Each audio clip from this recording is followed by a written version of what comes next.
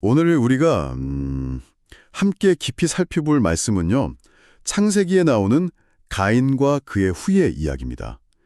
아담과 하와의 첫 아들이죠. 그리고 또 인류 최초의 살인자로 기록된 가인의 삶. 이걸 통해서 오늘 여러분에게 필요한 통찰을 한번 찾아보겠습니다. 이 짧은 이야기 속에 숨겨진 의미가 생각보다 깊더라고요. 바로 시작해 볼까요? 네, 좋습니다. 일단 핵심 사건은 그거죠. 가인이 동생 아벨의 제물은 하나님께서 받으셨는데 자기 제물은 받지 않으시자 분노해서 아벨을 죽였다는 것. 근데 이 말씀을 자세히 보면요. 그냥 제물만이 아니라 가인과 그의 제물을 받지 않으셨다고 해요. 그러니까 가인, 그 사람의 마음 상태, 하나님 앞에서의 그 태도가 먼저 문제였다는 거죠. 아, 그렇군요. 심히 분하여 안색이 변했다는 그 말씀 기록이 참 인상적이에요. 자신의 내면, 잘못을 돌아보기보다는 하나님께 바로 분노를 표출하는 모습이랄까요? 그게 드러나죠. 요한일서 3장 12절에서도 가인이 악한 자에게 속했고 그 행위 자체가 악했기 때문에 의로운 아우를 죽였다. 이렇게 명확히 지적하고 있잖아요. 결국 그 뿌리 깊은 시기, 또 교만이 문제였군요. 그렇죠. 근데 하나님께서는 그런 가인에게 바로 기회를 주셨어요.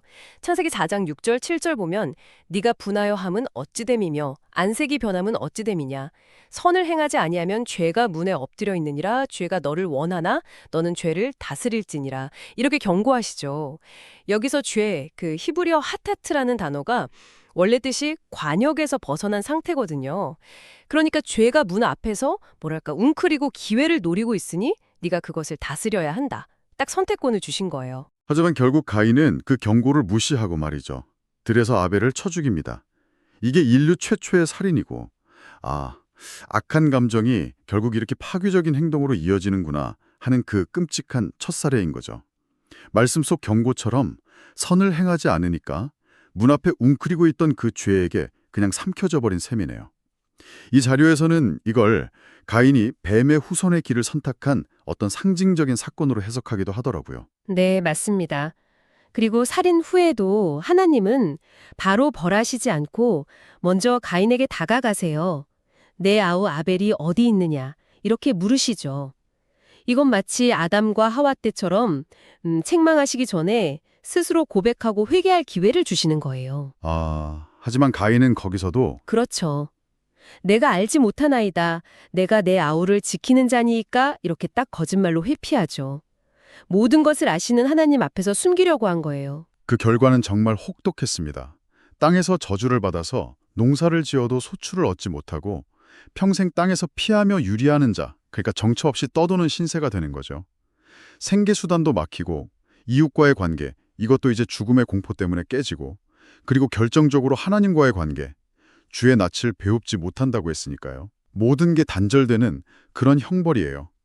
이 말씀은 죄의 결과가 얼마나 총체적인 파멸을 가져오는지 그걸 여실히 보여주는 것 같습니다. 여기서 이제 가인의 반응이 중요합니다.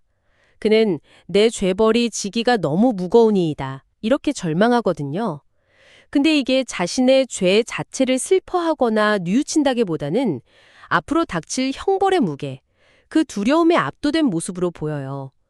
진정한 회개와는 좀 거리가 있죠. 그렇네요. 그럼에도 불구하고 하나님은 정말 놀라운 자비를 베푸십니다. 맞아요. 그 부분은 저도 읽으면서 정말 예상 밖이었어요.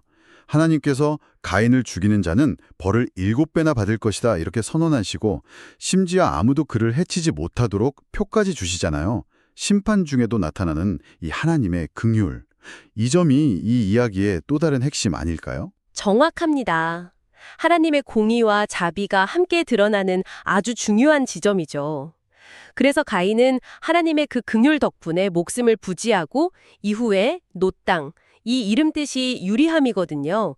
그 땅으로 가서 성을 쌓아요. 그리고 자기 아들 에녹의 이름을 따서 그 성 이름도 짓고요. 결국 이 말씀은 죄의 본성, 그러니까 시기나 분노, 교만 같은 것들이 어떻게 파괴적인 결과를 낳는지, 그리고 회개의 중요성을 아주 극명하게 보여주는 것 같아요.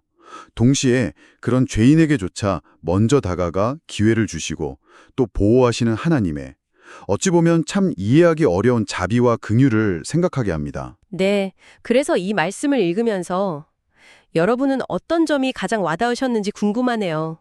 어쩌면 우리 안에도 이렇게 도사리고 있는 가인과 같은 그런 분노나 시기, 그 죄의 소원이라고 표현된 것들을 어떻게 다스려야 할지 좀 고민하게 될 수도 있겠습니다. 마지막으로 이런 질문을 한번 던져보고 싶습니다. 하나님께 유리하는 자가 되리라는 어떻게 보면 정처 없이 떠돌라는 저주를 받은 가인이잖아요. 근데 역설적이게도 땅에 정착해서 성을 쌓으려고 한 그 행동은 과연 무엇을 의미할까요?